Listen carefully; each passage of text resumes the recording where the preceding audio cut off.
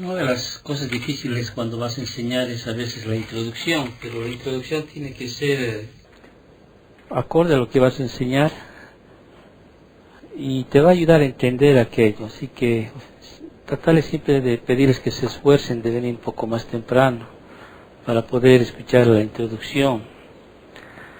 A veces antes de enseñar voy meditando y pidiendo cómo introduzco el tema del cual os voy a desarrollar. Y me venía una pregunta a mi mente esta mañana. Decía, ¿qué pensarán mis hijos cuando me ven hacer? Porque todas las mañanas prácticamente me levanto temprano y hasta las 9, a veces 9:30, dependiendo de mi tiempo. Siempre estoy estudiando o estoy poniendo en mi cuaderno lo que voy a decirles el día de hoy o aprendiendo del libro que estamos aprendiendo. No sé cuál será su pensamiento de ellos. Dirán, ¿qué está haciendo mi papá ahí? ¿Qué dirán? Y la verdad no me dicen tal vez por temor o qué sé yo. Quizá en su interior pueden decir cómo pierde su tiempo, qué tonto. Bueno, siempre me han dicho eso cuando estaba estudiando en el seminario. ¿Qué gana? ¿Sí? ¿Por qué hace eso? Qué absurdo, o sea. Pero ¿saben qué? Ellos no entienden algo que yo entiendo y quizás tú también debes llegar a entender. Que uno no termina su trabajo al morir. El cristiano no termina su trabajo al morir, ¿entendés eso? Después de la muerte uno sigue trabajando. Tú dirás, ¿por qué? ¿Sabes por qué? Porque de alguna manera vamos a seguir influenciando en el tiempo. A un muerto vas a ir influenciando en el tiempo. En otras palabras, sigues acumulando puntos, podríamos decir así. ¿Hasta cuándo? Hasta cuando venga el tribunal de Cristo. Uno podría preguntarse, quiero que entiendas esto. Mírame bien. En Apocalipsis, ¿sí? Va a haber un tiempo en el cual todo cristiano va a estar delante del Señor, ¿sí? Y va a rendir cuentas de todo lo que ha hecho. De todo, absolutamente de todo. A eso se le llama el tribunal de Cristo, donde ahí se va a repartir o se va a dar las recompensas que Dios tiene para cada uno de sus siervos. Aquí siervos es doulos, ¿no es cierto? Esclavos, pero ese esclavo amoroso que ha decidido seguir a su amo, como en el Antiguo Testamento. Porque tenían ellos libertad de dejar de ser esclavos, pero el esclavo decía, yo quiero servirte porque te amo, a su amo. Y el amo tenía que poner una argolla en la oreja, ¿sí? Y eso identificaba que ese siervo, ese esclavo, lo estaba siguiendo a su amo porque le amaba a su amo, ¿no? Por voluntad. Entonces, cuando yo muera, ¿sí? Yo espero que mis hijos entiendan dos cosas. Seguramente hasta usted tal vez esté vivo y me venga a visitar en el día de mi entierro. Porque la naturaleza dice que yo primero tengo que morir. La naturaleza, obviamente uno no sabe. Puede partir uno de ustedes antes que yo. Pero cuando usted vaya y esté ahí el cajón, porque generalmente se hace eso, usted tiene que entender dos cosas. Uno, ¿sí? El que está en ese cajón, ¿sí? Ya no va a escuchar. Ya no estoy ahí, en otras palabras. Eso es lo que tienes que entender. Ya no estoy ahí. Y lo segundo que tienes que entender es que estoy en un mejor lugar. ¿Y por qué dices eso? Porque tú entiendes que eres cristiano. Yo entiendo que Jesús no miente. No es hombre para que mienta. Y si Él dice, en la casa de mi Padre muchas moradas hay, ¿sí? Yo iré, dice, y prepararé un lugar para cada uno de vosotros. Cuando uno muere, cuando un cristiano muere, ¿sí? No termina su trabajo. A la medida que pasa el tiempo, 100 años, 50 años quizá, no sabemos, ¿no es cierto?, cuándo se va a establecer el tribunal de Cristo, puedo yo seguir influenciando en las personas a través incluso de las enseñanzas que se está lanzando. Porque quizás Dios en su soberanía hace de que algún joven, ¿sí?, escuche las enseñanzas y quizás se apropie de las enseñanzas y estudie, y de alguna manera estoy influenciando eso. Déjame explicarte, esto es importante. Uno diría, ¿por qué cuando muere el Señor directamente nos subimos y nos da y nos dice, aquí está tu recompensa? ¿Por qué no nos dice inmediatamente? Y así, cuando ese tiempo venga, ya haya dado a algunos creyentes, siervos, sus recompensas, ya no tenga que hacer todos. ¿Por qué? Porque seguimos acumulando, para que tú me entiendas, puntos para la recompensa. ¿Ok? ¿Me estás entendiendo? Ahora, la recompensa no viene solo para mí. Por eso le digo a Alvarito, si alguna vez, Álvaro, te vas, sí, trátame de seguir ayudando a poner las enseñanzas, ¿sí? En la nube que llaman, en YouTube, ¿no? Algo. Y las recompensas no solo son mías, sino también van a ser de Él. ¿Por qué? Porque está ayudando a aquello. En el pueblo de Israel, cuando se enfrentaban a las guerras, sí, las mujeres, los niños ayudaban. Y cuando venían las recompensas del botín, o cuando venían todo lo que daban, no le daba solamente a Moisés o a Josué, o cuando venía, le daba al pueblo, de alguna manera. ¿Me entiendes? O sea, tú en tu vida lo que estás haciendo es trabajar para el Señor. Y aún muerta o muerto, ¿sí?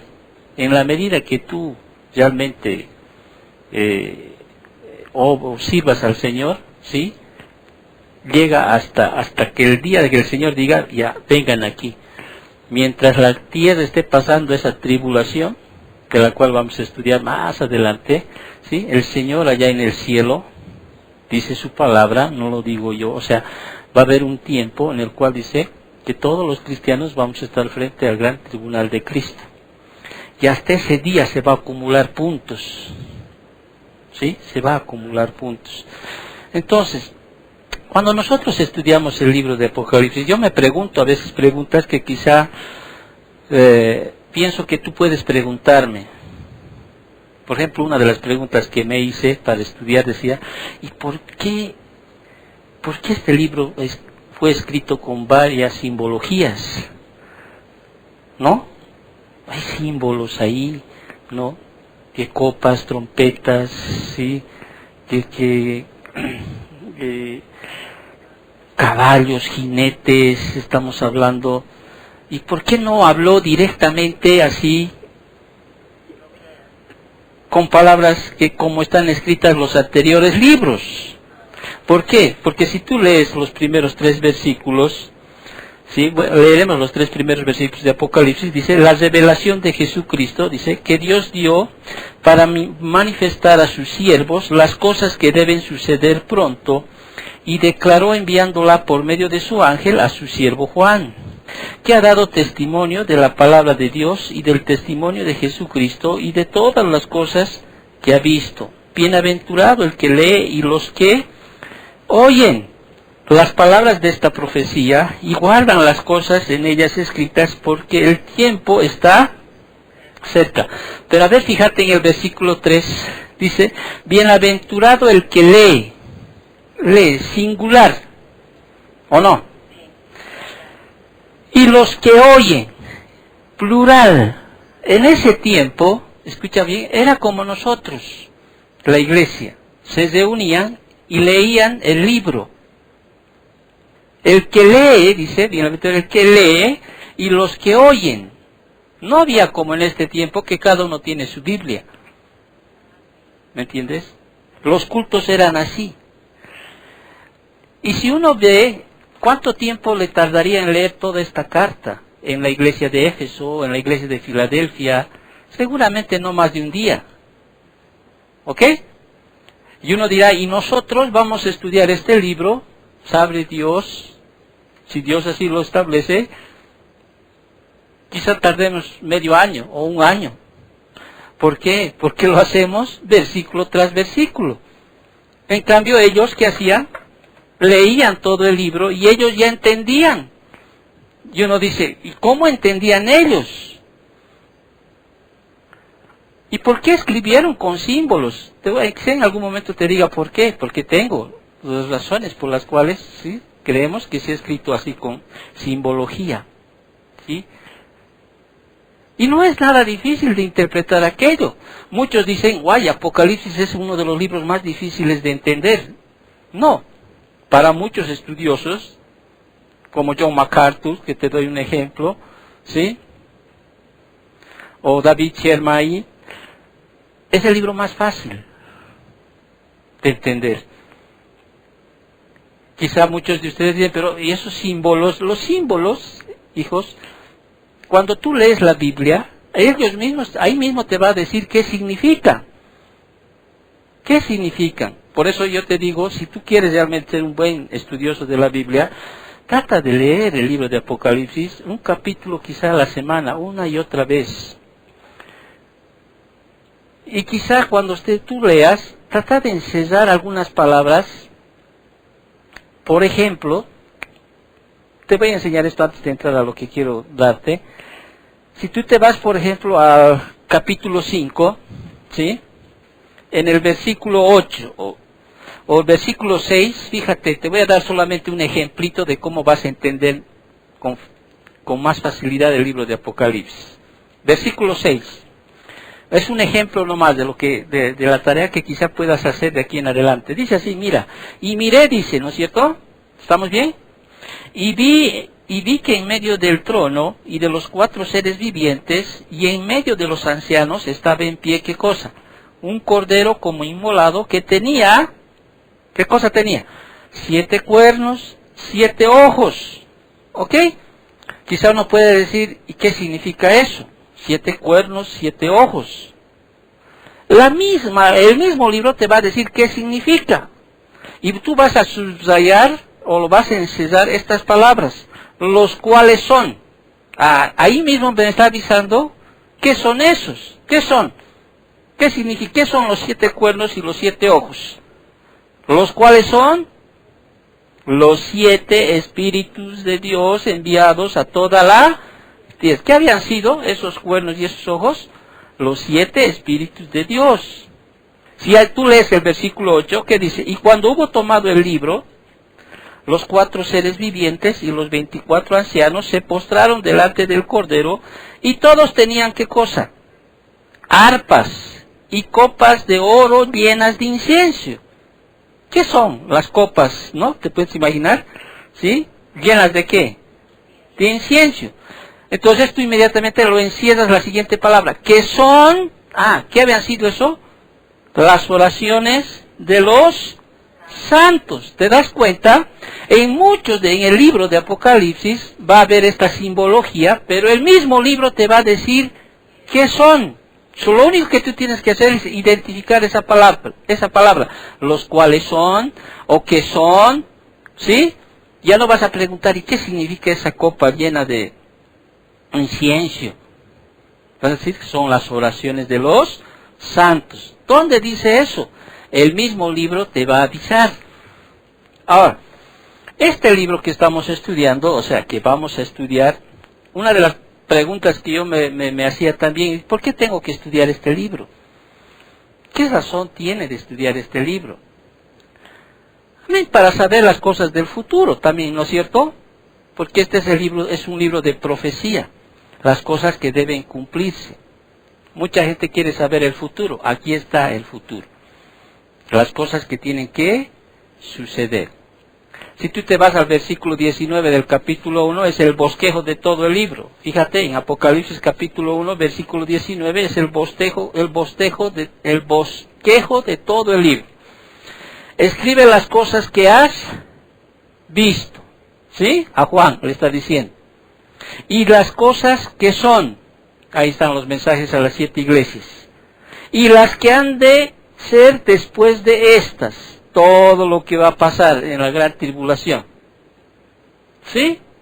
Ese es el bosquejo, podríamos decir, del libro. Ahora, la pregunta es esta. ¿Por qué yo tengo que estudiar este libro? ¿O en qué me debe ayudar? Escúchame a ver, hijo. Si tú no aprendes, si tú no le sacas, voy a cambiar las palabras. Si tú no eres mejor creyente después de estudiar este libro, yo he fracasado y tú has fracasado. Porque toda profecía para el cristiano debe animar, debe ser algo que debe mejorar en nosotros. Debe ser algo que nos debe motivar, esa palabra no me gusta, pero a cambiar nuestra conducta. En otras palabras, si tú realmente entiendes la profecía de este libro, ¿sí?, debe motivarte a una amonestación práctica. Debe motivarte a cambiar tu manera de pensar hoy. Debe motivarnos a ser dinámicos. O sea, a decir, caramba, no estoy sirviéndole, ¿por qué están viniendo días terribles en este mundo? Debería motivarte a salvar a los perdidos. Porque hay de aquel que cuando venga el día que está aquí establecido en Apocalipsis, cuando venga el día del Señor, ¿sí?, y tú no seas tomado o arrebatado, que conocemos, y quedes aquí en la gran tribulación que va a pasar, pobre. Pero, y a veces hay cristianos como nosotros, o sea, digo como nosotros en el sentido figurado de que a veces hay cristianos que dicen ser cristianos, que lo ven tan lejano la venida del Señor, y aún, ¿cuándo será? Como en Pedro, ¿cuándo va a ser el día del advenimiento? Si las cosas siguen igual, pero tenemos que entender que un día va a suceder, y tiene que suceder, ¿por qué? Porque está escrito. Está escrito. Si este estudio de Apocalipsis no te motiva, esta profecía que está cerrando todo el capítulo de lo que tiene que suceder, entonces yo he fracasado y tú has fracasado. Si no te motiva a hacer aquello.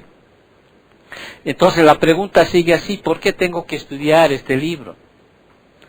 ¿Sí? ¿Qué cosas tienen que ver con el conocimiento apropiado de la profecía, que a su vez se relaciona con la forma que vivimos hoy? En otras palabras, mira, cuando estudiamos este libro, si tú te voy a dar versículos para que me ayude a explicarte por qué debes entender este libro. Si tú te vas a 1 de Corintios, capítulo 4, versículo 5, aquí una de las primeras razones, podríamos decir así, por la cual debemos entender el futuro y el retorno de Cristo. Ojo, el retorno de Cristo, todos tenemos que entender que un día el Señor va a venir en su segunda venida. De eso se trata Apocalipsis. Los evangelios, ¿sí?, el libro de los Hechos, los anteriores libros, ¿sí?, hablan de la primera venida de Cristo, especialmente los evangelios, de su nacimiento, ¿sí?, de su ministerio, de su muerte, de su resurrección. ¿Ok?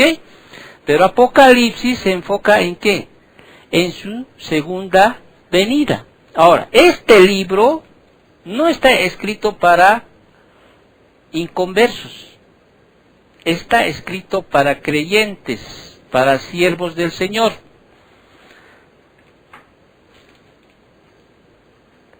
No está escrito para cualquier persona. Uno puede decir, sería bueno invitar a varias personas. ¿Saben qué? Para el incrédulo esto no lo va a entender. Porque este libro está escrito específicamente para cristianos, para siervos. Para ellos está escrito. Por eso dice la revelación de Jesucristo que Dios le dio para manifestar a quienes. Ayúdame con la palabra. Para manifestar a quienes. A sus siervos, las cuales deben suceder pronto. Para un incrédulo esto es caótico, este libro. No va a entender, va a ser mal interpretado. Pero un verdadero cristiano lo va a entender. Va a entender este libro. Ahora, retornamos. ¿Por qué debo entender el futuro y el retorno de Cristo? Ahora, escucha bien, si tú alguna vez vas a una iglesia y ahí no aceptan que Cristo va a venir por segunda vez, ¿sí?, para mí que esa iglesia no es de Dios. ¿Ok? No es de Dios. Para mí es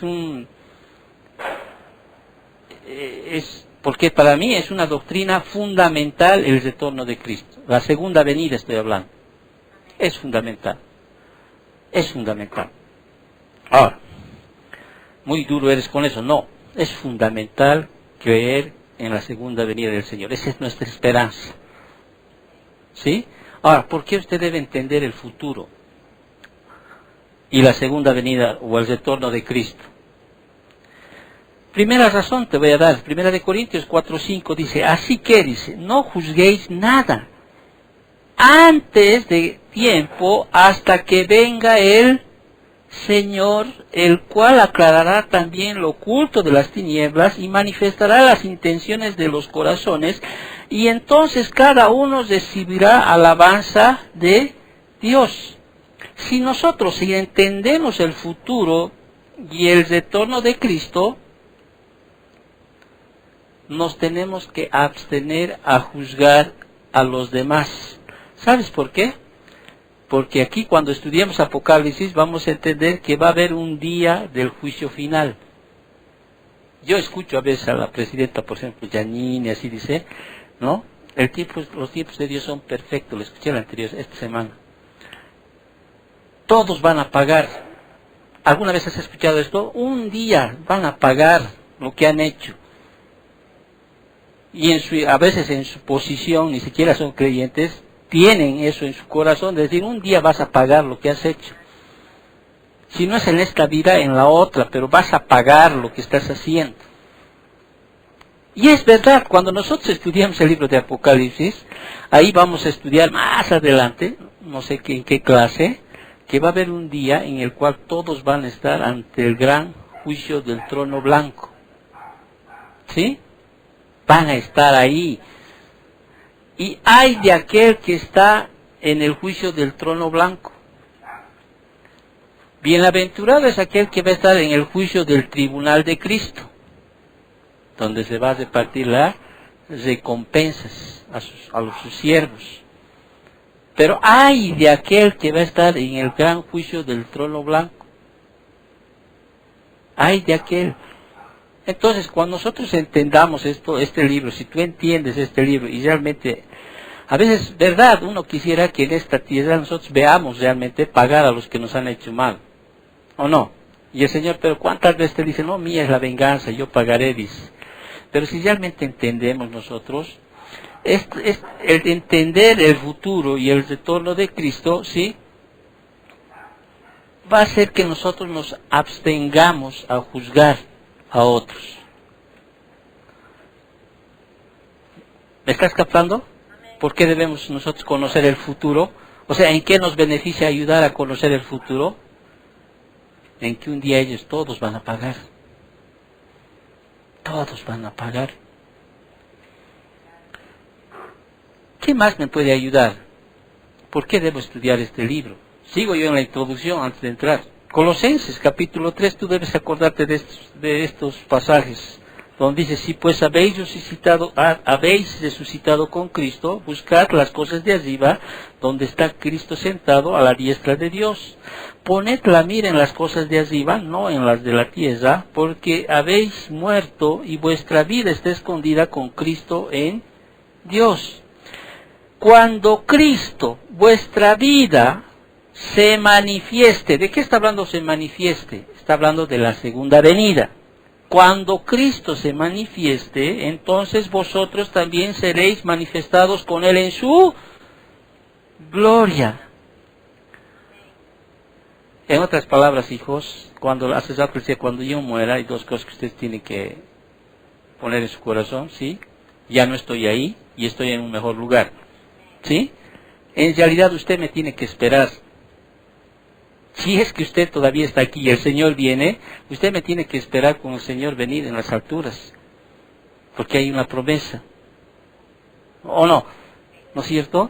Ahora, ¿en qué me ayuda a entender este libro? Si yo entiendo el futuro y el retorno de Cristo, pues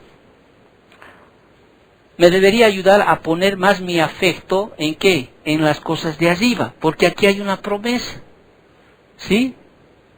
Debería ayudarme a poner más afecto a las cosas de arriba que aquí en las de la tierra.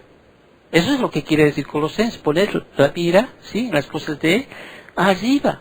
Ahora, obviamente no me voy a olvidar de que vivo en este mundo, pero pondré más mi afecto, o sea, a las cosas de arriba. ¿Por qué? Porque hay una promesa de por medio. ¿Sí? Hacer tesoros en el cielo es eterno. Hermano, esta casa un día no va a haber. Claro, yo me gozo de tener un lugar donde vivir, donde refugiarme. Pero si veo las Escrituras, nada de esto va a quedar. ¿A cuánto tiempo estará? No lo sé. Nadie sabe ni la hora ni el día, ¿no es cierto? Pero todo esto se va a deshacer. Todo esto va a ser consumido. Pero las cosas que hago para el Señor van a persistir en la eternidad. ¿Te das cuenta? Entonces, ¿por qué debo entender? Entonces, ¿por qué debo estudiar yo el libro de Apocalipsis, el libro de Revelaciones? Porque va a hacer que yo realmente ponga mi afecto más en las cosas de arriba. En Primera de Tesalonicenses, capítulo 3, versículos 12. Primera de Tesalonicenses, tú te vas al capítulo 3, versículos 12 y 13. Aquí también habla de, está inmerso lo que en la segunda venida del Señor. Dice así: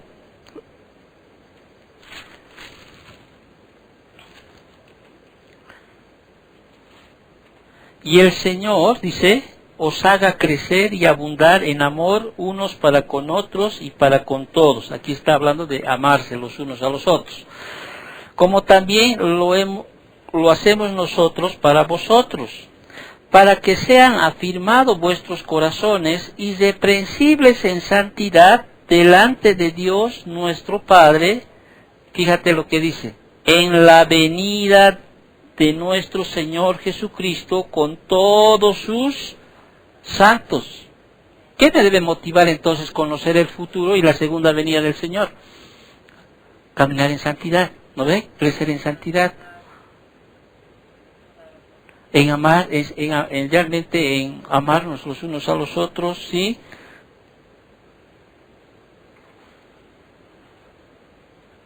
Rendir nuestras vidas al Señor. ¿Por qué? Porque hay esa promesa en la venida del Señor. Un día vamos a venir con Él, dice. Santiago 5, versículos 7 y 8. Santiago capítulo 5, versículos 7 y 8. Siempre estoy hablando en relación a la segunda venida del Señor, si te estás dando cuenta. Por tanto, hermanos, tened ¿qué cosa? Paciencia, ¿hasta qué? Hasta la venida del Señor.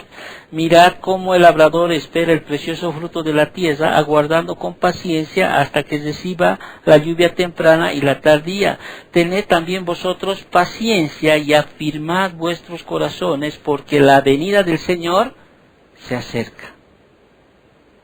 Al estudiar este libro debo entender, ¿sí?, que debo yo afirmar mi corazón y tener paciencia. Pero sé que el día va a venir. Sé que ese día va a venir. Primera de Juan, capítulo 3, es algo que hemos estudiado este año. Versículos 1 al 3, que dice: mirad cuál amor nos ha dado el Padre, para que seamos llamados hijos de Dios. Por esto el mundo no nos conoce, porque no le conoció a Él. Amados, ahora somos hijos de Dios, y aún no se ha manifestado lo que hemos de ser. Pero sabemos que cuando Él se manifieste, ¿sí? ¿De qué está hablando? Cuando el Señor venga, Él se manifieste, seremos semejantes a Él, porque le veremos tal como Él es. Y todo aquel que tiene esta esperanza, en Él se purifica a sí mismo, así como Él es puro. ¿Te das cuenta?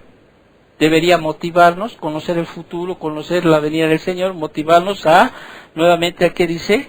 A vivir una vida de santidad, a purificarnos cada vez más, cada día.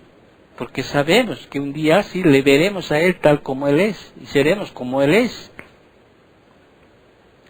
Judas 20:25.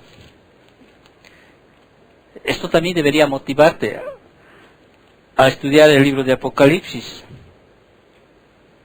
Leemos Judas, penúltimo libro. Pero vosotros, amados, dice, edificándoos sobre vuestra santísima fe, orando en el Espíritu Santo, conservaos en el amor de Dios, esperando la misericordia de nuestro Señor Jesucristo para vida eterna.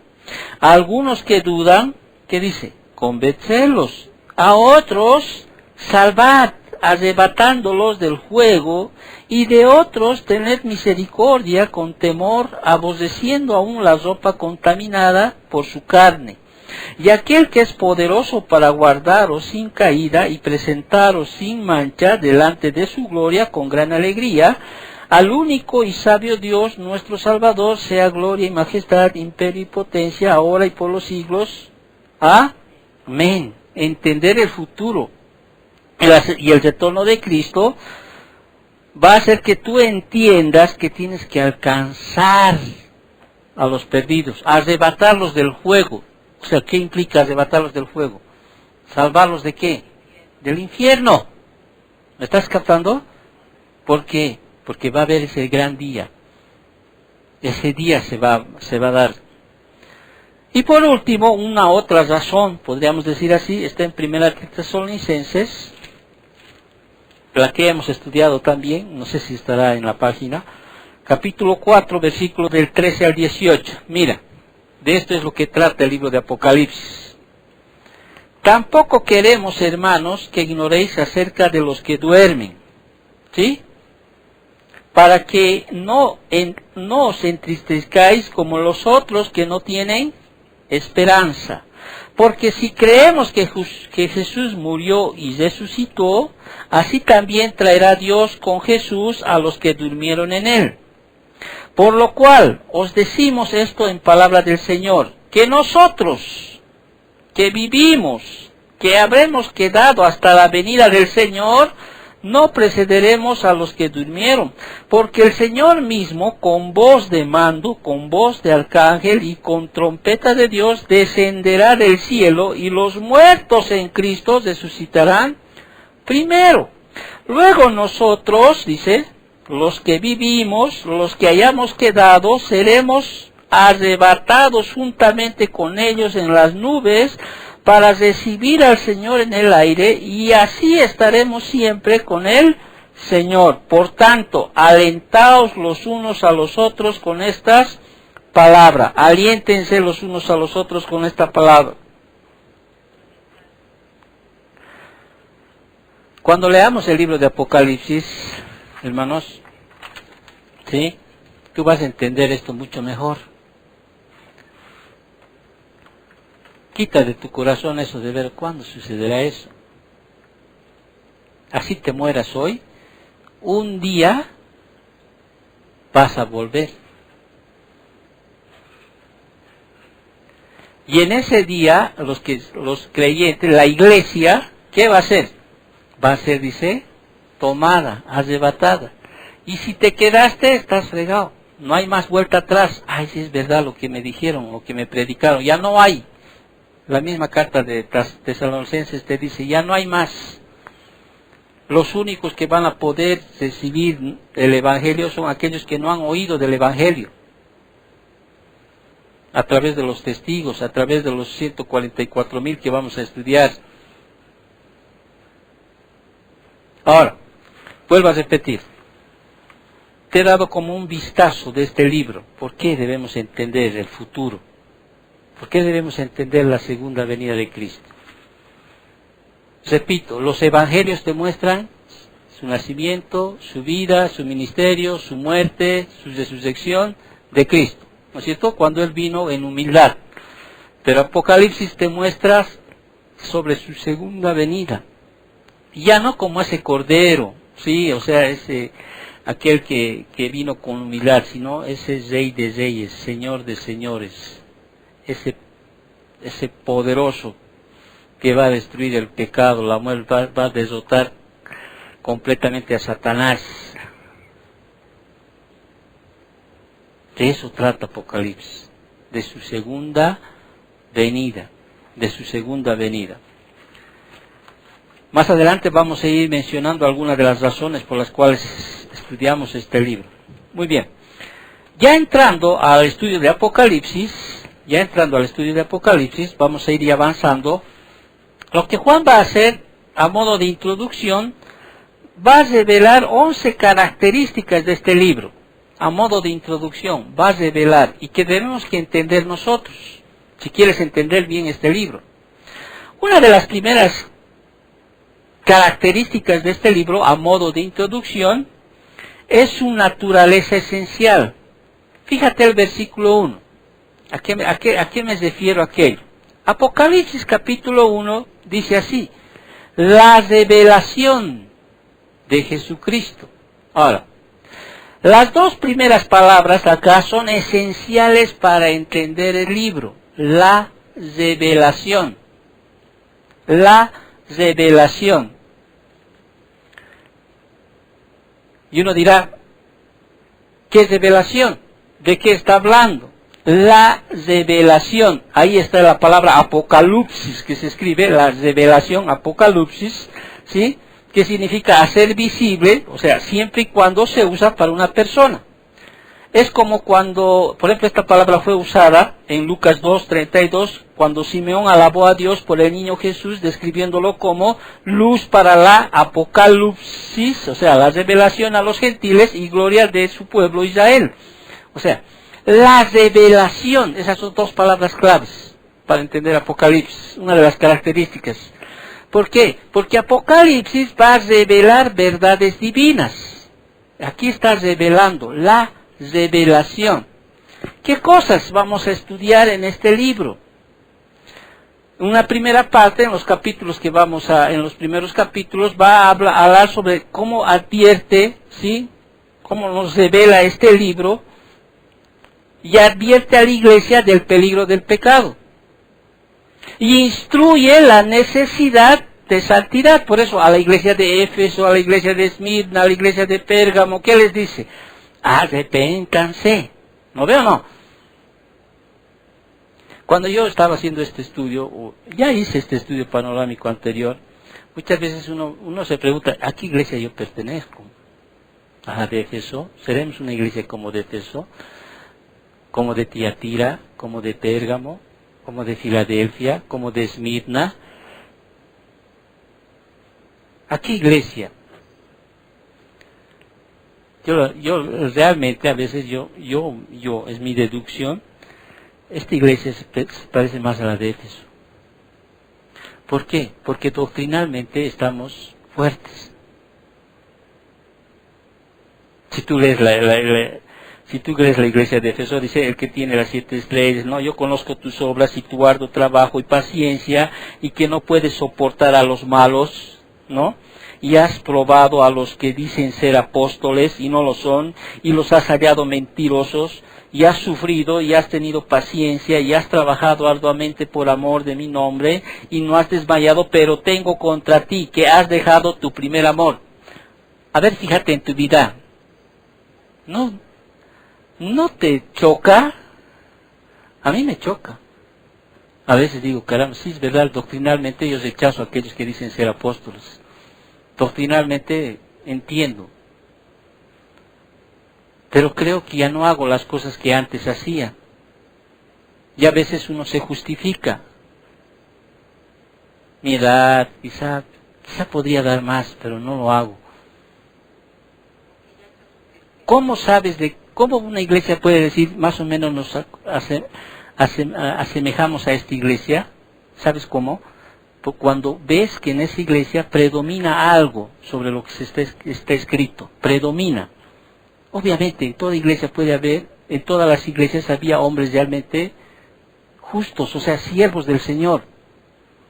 Pero predominaba en esta iglesia las características que mencionan en estas iglesias.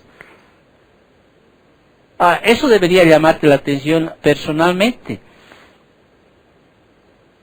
Y si tú no sacas de esa profecía esa motivación de cambiar, vuelvo a repetir lo que dije a un principio, has fracasado al estudiar este libro. ¿Ok? Porque aquí el Señor está diciéndoles a estos, arrepiéntanse. te está revelando. Por eso esta palabra, estas dos palabras, la revelación, son claves para entender qué cosa. Me está revelando, sí, que me está advirtiendo cuando está hablando hacia las iglesias del peligro del pecado y me está instruyendo sobre la necesidad de santidad. También, ¿qué me va a revelar en este libro? Va a revelar la fuerza que Cristo y los creyentes poseen para vencer a Satanás. Va a revelar la gloria y la majestad de Dios. Y en los capítulos 4, 5, más adelante, nos va a mostrar la reseña de adoración reverente que constantemente se rinde ante su trono. Acá vamos a ver, nos va a revelar el fin de la historia humana. Hasta aquí llegó. Ya no hay otra película más. Apocalipsis es el final, ¿te has dado cuenta? Ahí cierra toda la historia del hombre. Hasta ahí llegamos. Vamos a ver ahí cómo incluye la organización política final del mundo. Sí, vamos a ver ahí la carrera del anticristo. Nos va a revelar la batalla culminante de Armagedón. Nos va a revelar la gloria venidera del reino terrenal de Cristo durante el reino milenario. Va a revelarnos el juicio ante el gran trono blanco, del cual nadie quiere estar. Va a revelarnos, o nos va a mostrar una reseña del gozo eterno de los nuevos cielos y la nueva tierra. Va a revelar la victoria definitiva de Jesucristo sobre toda la oposición humana y demoníaca, ¿sí? Ahí vamos a ver cómo nos va a revelar la derrota definitiva de Satanás y el pecado y la condición eterna de los malvados, hablando del tormento eterno en el infierno. Y también nos va a revelar de la posición de los justos, que va a ser el gozo eterno en el cielo. Entonces, este libro, estas dos palabras, va a hacernos entender todo el libro. La revelación. ¿Qué? ¿Qué es revelación? Todo lo que vamos a estudiar. Todo lo que Dios mediante, vamos a ir estudiando. Los detalles, acontecimientos, ¿sí? La venida del Señor. Todo eso es lo que Dios nos va a revelar en este libro. ¿A quiénes va a revelar? A sus siervos. No, este libro no es para el vecino que no cree en Dios. Tiene que revelar a sus siervos. Una segunda característica que Juan muestra de este libro es su tema central. Por eso dice que Apocalipsis es un libro mesiánico. ¿Qué significa esto? Que habla del Mesías. O sea, habla de Jesucristo. Por eso dice, la revelación ¿de quién? De Jesucristo. Aunque toda la Biblia es revelación de Dios, porque dice así, ¿no? Segunda de Timoteo 3:16, ¿sí? Toda la palabra es inspirada por Dios y todo aquello. De una manera excepcional, el libro de Apocalipsis es la revelación de Jesucristo. La revelación acerca de Él.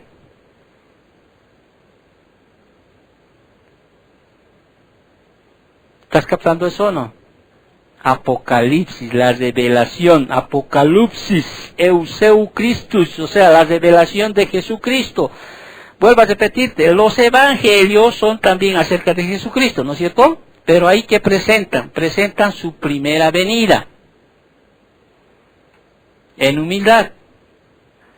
En Apocalipsis lo presenta Jesucristo en su segunda venida en exaltación. De eso trata. De eso trata. Entonces, el tema central, o sea, acá, el tema central, ¿quién es? Jesucristo. ¿Sí? Jesucristo es el tema central y por eso es que te va a mostrar aquí todos los títulos de Jesucristo. Todos los títulos. Y la anterior semana ya había mencionado muchos de los títulos que describen a Jesucristo. Lo llama el testigo fiel, el primogénito de los muertos, el soberano de los reyes de la tierra, el alfa y el omega, el primero y el postrero, el que vive, el que tiene las 7 estrellas en su diestra, el que anda en medio de los 7 candeleros de oro, el que tiene la espada aguda de 2 filos, el Hijo de Dios, el que tiene ojos como llama de fuego y pies semejantes al bronce bruñido, el que tiene los 7 espíritus de Dios y las 7 estrellas, el santo, el verdadero, el que tiene la llave de David, el que abre y ninguno cierra y cierra y ninguno abre, el amén, el testigo fiel, el verdadero, el principio de la creación de Dios, el león de la tribu de Judá, la raíz de David, el Cordero de Dios, el Señor santo y verdadero, el llamado fiel y verdadero, la palabra de Dios, el Rey de reyes y Señor de señores, el Cristo, el Mesías, Jesús, la raíz del linaje de David, la estrella resplandeciente de la mañana. Entonces, ¿cuál es el tema central del libro de Apocalipsis? Jesucristo, ¿sí? Que te va a revelar en su segunda venida. En la primera venida ya fue descrito Cristo. Su vida, ¿sí? Su nacimiento, su vida, su ministerio, su muerte, su resurrección. Apocalipsis se enfoca más en la revelación, ¿sí? De su segunda venida, en exaltación. En ese Rey de reyes, Señor de señores. Una tercera característica que aquí Juan, a modo de introducción, muestra es su origen divino. Dice, la revelación de Jesucristo, y ahí viene su origen divino, que Dios le dio. ¿Sí? Esta revelación de quién viene? De Dios, ¿sí? Uno podría preguntar, y aquí nace una pregunta que podríamos hacer, dice, ¿en qué sentido es el libro de Apocalipsis algo que el Padre le dio a Jesucristo? Algunos, por ejemplo, interpretan esa frase que Dios le dio respecto a las palabras que Jesús cuando dice, ¿te acuerdas en Marcos 13:32? Dice, pero en aquel día y la hora nadie sabe, ni aun los ángeles que están en el cielo, ni el Hijo, sino el Padre, ¿sí? Nadie sabe la hora ni el día, ¿sí? Y muchos creen que acá es cuando Dios le está dando al Hijo a conocer el tiempo, aquello. Pero no es así. O sea, hay dos problemas en este sentido. Uno, en el libro de Apocalipsis no menciona el día, ni la hora. En todo el libro no dice tal día, tal hora va a ser. No menciona aquello, ¿sí? Y segundo, cuando el Señor ya volvió a tener todos los atributos divinos, Él ya era omnisciente. Él ya sabe cuándo va a ser. No necesita que Dios se los revele. Pero aquí lo que está dándole a Cristo, en realidad es el regalo que el Padre le está dando al Hijo, es en recompensa a su servicio perfecto, humilde, fiel y santo, que el Padre prometió al exaltar a su Hijo. ¿Te acuerdas Filipenses capítulo 2, 5 al 11? Haya pues en vosotros este sentir que hubo en Cristo Jesús, el cual siendo en forma de Dios no estimó ser igual a Dios, no como cosa que aferrarse, sino despojándose, etcétera. Y ahí dice, toda rodilla se doblará delante, ¿no? Y lo exaltará. ¿Sí? Dios el Padre le está dando, ¿sí? Le está mostrando la complacencia al Hijo al darle esta revelación. Ya lo hizo, ¿sí? En su resurrección. Ya lo hizo en su ascensión. Ya lo hizo cuando le envió al Espíritu Santo, o sea, ya mostró su complacencia el Padre hacia el Hijo. Pero también le está mostrando su complacencia del Padre hacia el Hijo al darle este regalo, este libro de Apocalipsis, o sea, las revelaciones de este libro que Cristo tendrá en su segunda venida. Simplemente es eso. O sea, tiene una revelación divina.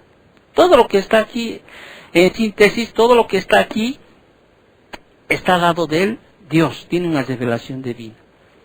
Ya está establecido las cosas que van a suceder. Por eso dice, escribe, y las cosas que van a suceder. Esta semana hizo una calor terrible, dicen, ¿no? No es nada, es invierno, ¿qué es eso? Es pues a lo que va a suceder más adelante. ¿Te acuerdas cuando ya estudiamos el libro de Apocalipsis panorámicamente, ¿sí? Como el sol va a quemar, ¿sí? Las plantas, los seres vivos de los mares van a morir, ¿sí? Pese a todas esas cosas que va a suceder, el ser humano, ¿qué va a pasar? No se va a arrepentir. Todavía aquí en la sombra podemos estar tranquilos. Pero en ese tiempo, cuando venga ese tiempo, ¿sí?, va a ser terrible. Y ayer justo mi esposa estaba comentándome, usted, tanta maldad en la gente, pero no me acuerdo de qué me comentó eso. Tanta maldad hay en la gente, dijo. Yo más bien le dije, ¿sabes? Cuando se ha quitado el Espíritu Santo de esta tierra, ¿te imaginas cuando el Espíritu Santo, que refrena la maldad de los hombres, ¿sí?, cuando se ha quitado esto, ¿qué será de este mundo? Bueno, ¿qué será? Digo, Apocalipsis nos revela cómo se van a matar los unos a los otros, cómo la economía va a estar cero, solo los ricos van a poder comer lo que se come, con lo que va a mostrar aquí. No va a haber alimento, no va a haber, nos quejamos de que no hay agua, ¿no?, que no nos abastece, cuando vamos a ver que el agua realmente se va a volver sangre y tantas cosas que más adelante vamos a estudiar. Hay de aquel que va a estar en esos días. Y voy a terminar con este último punto para no ser muy extenso. Dice, otra de las la cuarta característica, modo de introducción que Juan presenta de este libro es sus destinatarios, los destinatarios humanos. Primero dijimos la revelación, su naturaleza esencial, ¿no ve? Una de las características. Segundo, su tema central. ¿Cuál es el tema central de este libro? Jesucristo. ¿Cuál es el origen divino? De Dios, que Dios le dio. ¿Sí? ¿Y cuáles son sus destinatarios? Son destinatarios humanos. Dice, para manifestar a sus siervos. No dice para manifestar a todos los seres humanos, a todo el mundo. No dice aquello. A sus siervos, dulos, como les decía hace rato. Pero ese dulo, sí, era ese tipo, esta palabra acá es ese tipo especial de esclavo, uno que servía por amor y devoción a su amo. O sea, esta carta no está escrito para que entienda tu tío, tu papá, alguien que no es cristiano. No lo va a entender, se va a confundir. Va a haber más caos en su mente. Además, la misma Biblia dice que las cosas, ¿sí?, el hombre natural no puede percibir las cosas espirituales. No puede. Su mente no está en la capacidad de entender este libro.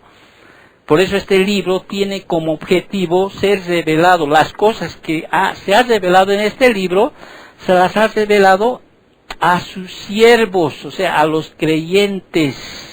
Los incrédulos encuentran incomprensible el libro de Apocalipsis.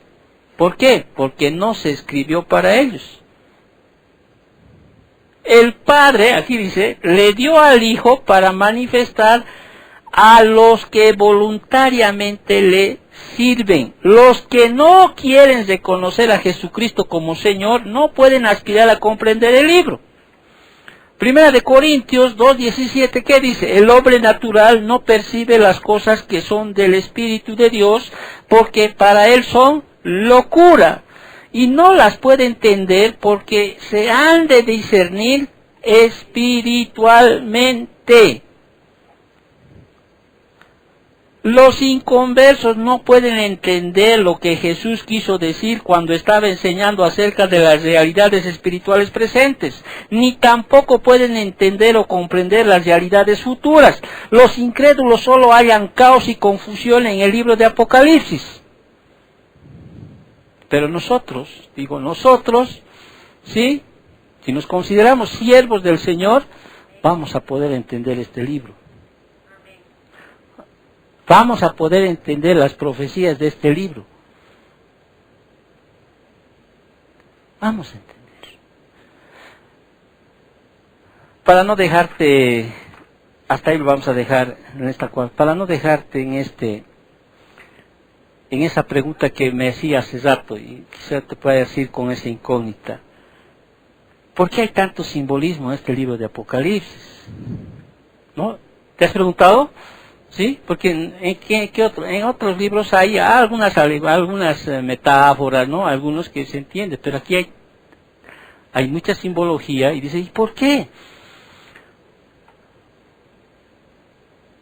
Una de las razones por las cuales hay tanto simbolismo en el libro de Apocalipsis es que el simbolismo no se debilita con el tiempo. O sea, nunca pierde su significado. Una de las razones, no se debilita con el tiempo. A veces la imagen o el símbolo de algo sí es más perdurable y además es mucho más explicable.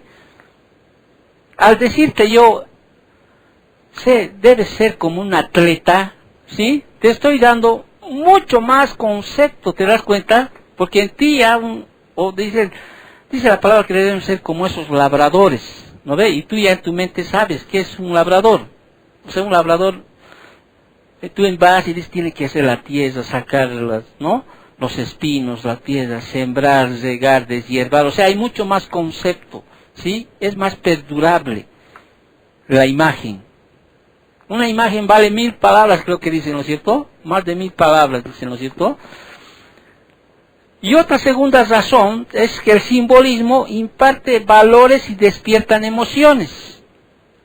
Déjame darte un ejemplo. ¿Qué es lo que más te puede causar en ti, te puede despertar en ti, por ejemplo, una emoción? Si yo digo, cierto presidente es un tirano, ¿ya? Digo, ¿no? Es un tirano. Y si te digo que ese mismo presidente, si tú dices ese presidente es un tirano, y si yo te digo, no, ese presidente es una bestia, entonces, ¿qué implica? O sea, te das cuenta que de diferente manera uno puede desarrollar un valor o una emoción mucho más. El anticristo aquí se le llama la bestia. O sea, tirano resulta pequeño. ¿Me entiendes? Tirano, bueno, hay un tirano. Hitler, ¿sí? Pero esta es una bestia, ya me implica que es mucho más. Entonces, al escribir esto, sí, mejor es a veces te va a despertar aquello. Hablamos muchas veces que se va a instaurar el sistema mundial, ¿no? Donde los 11 cuernos le van a dar el poder al cuerno pequeño, ¿no? Pero ¿qué es cuando los que conocen el término, pongámonos en la mente del judío, ¿sí? Cristiano, que está leyendo el libro, pongámonos ahí.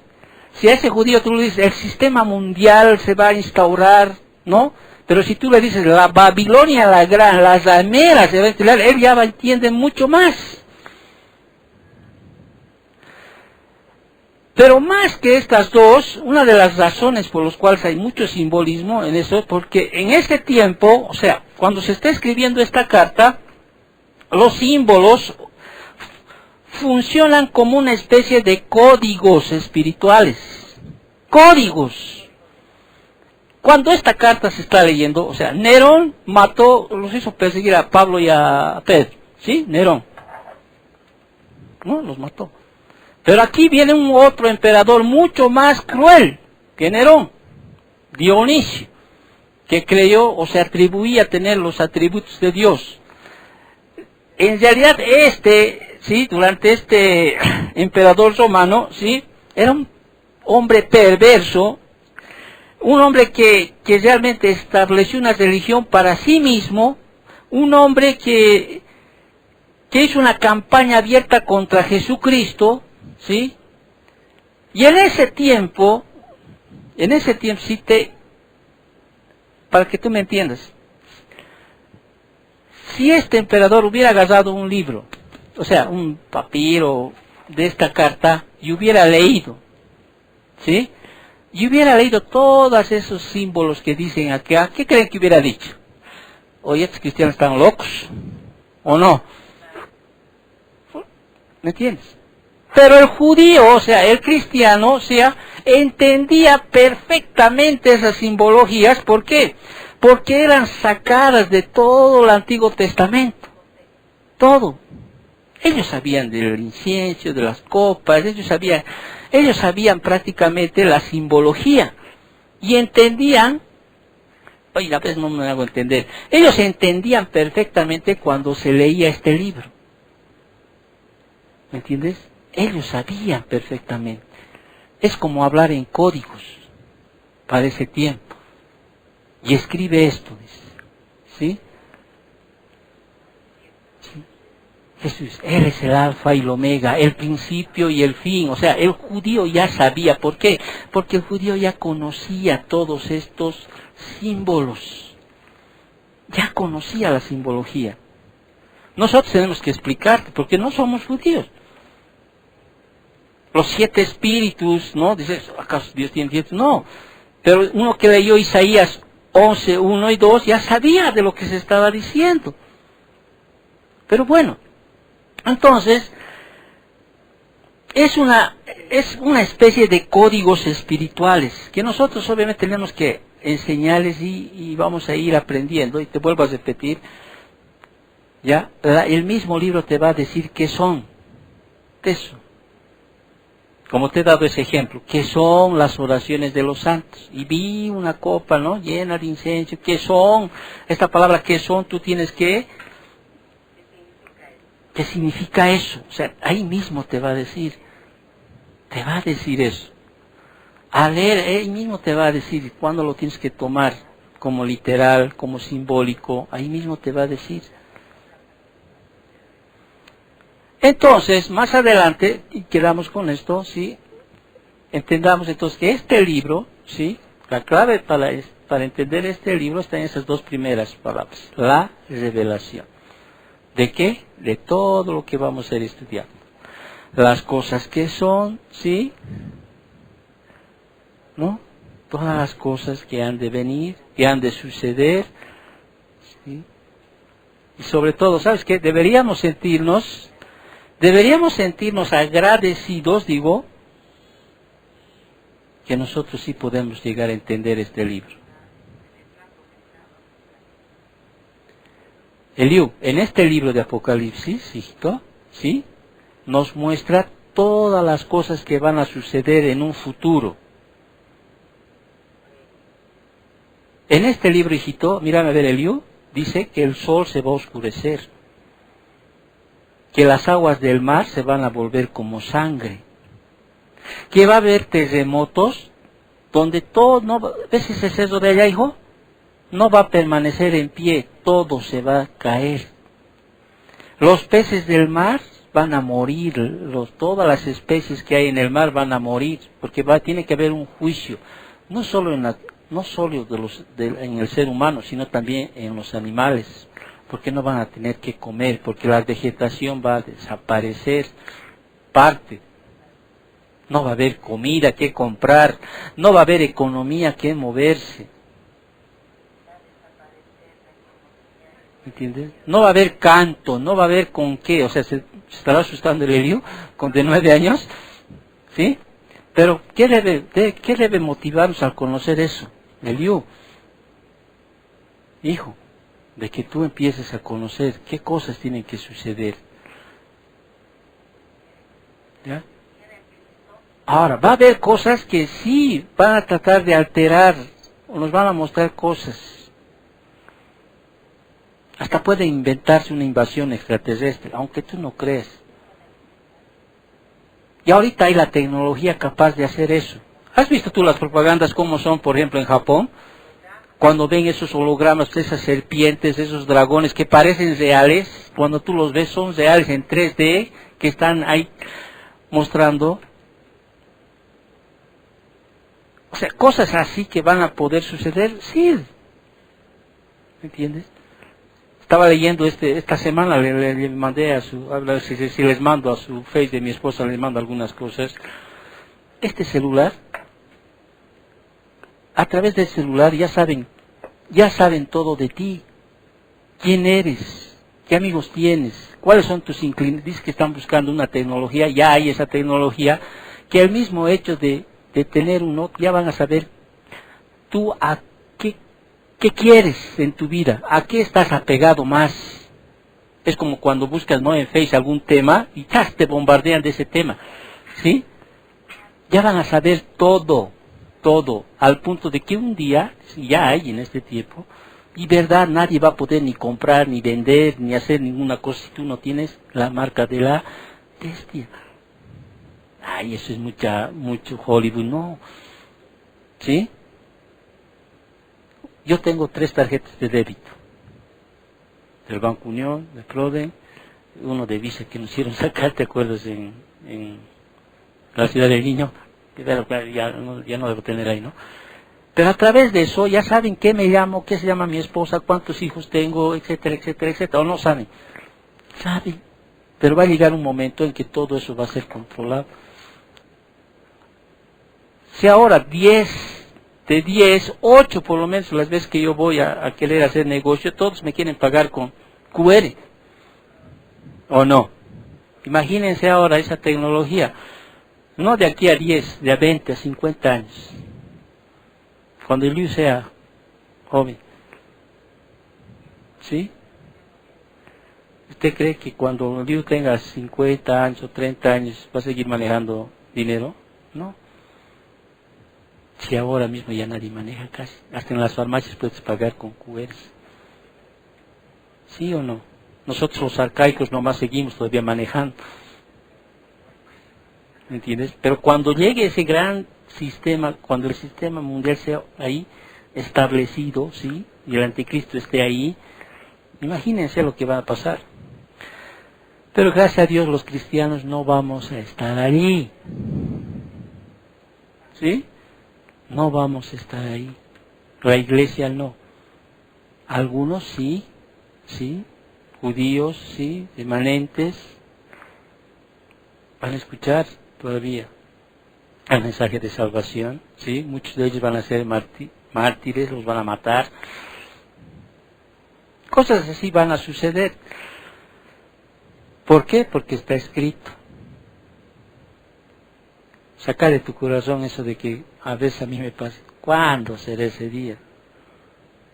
La hora, ni las sazones, como dice la Escritura, ni las razones ni sazones, no nos compete a nosotros. Nadie sabe el tiempo. Pero sí dice la Biblia que yo debo estar preparado para esa venida. Debo estar preparado, como si hoy viniera. Pero más allá de aquello, voy a terminar con lo que les he dicho al principio. El cristiano aún muerto sigue trabajando hasta que se presente ante el Señor en el gran tribunal de Cristo. 2 de Corintios 5:10. Si no me equivoco es 2, no 1 de Corintios 5:10. Todos compadeceremos. Y eso me motiva a mí. ¿Sí? Un día, sí, puedo dejar de existir. Quizá puedo influenciar a otros de otra generación. Como por ejemplo, digo, si John MacArthur me escuchara predicar, él sabe que estoy predicando todo lo que él enseña. Pero él ni sabe que existo. ¿Me entiendes? Ni sabe que existo. Pero sabe que lo tomo como mi maestro. Claro, tengo varios de los cuales tengo que aprender. ¿Sí? Pero ni sabe. Pero yo también quizá con el tiempo, ni sé que alguien quizá alguna vez escuche una y le despierte comezón de oír. Y como mis palabras son para los bolivianos, o sea, en otras palabras que se entienda mejor. Porque a veces es difícil entenderlo. A él, los americanos lo entienden mejor que los bolivianos. Por eso hay un Henry Tolopilo que habla más a los hispanos, ¿sí? Que es lo mismo que claro, obviamente con sus palabras, con sus conocimientos también, pero manejan el mismo bosquejo, manejan la misma doctrina, podríamos decir así, no se salen ambos. Entonces este libro que estamos estudiando, digo, Dios nos permita terminar este libro, para nosotros nos va a tomar no sé cuántas clases, pero para ese tiempo, ¿sí? Esas bienaventuranzas, esas promesas de bienaventuranzas, de las 7 que hay, son aquellas para el que lee, dice, y para los que oyen estas palabras de esta profecía. Son bienaventurados. Y han sido escritas para nosotros, los cristianos, porque las vamos a entender. porque el Espíritu Santo está en nosotros y Él nos va a hacer comprender y entender lo que dice en su palabra. Para el incrédulo no, es caos.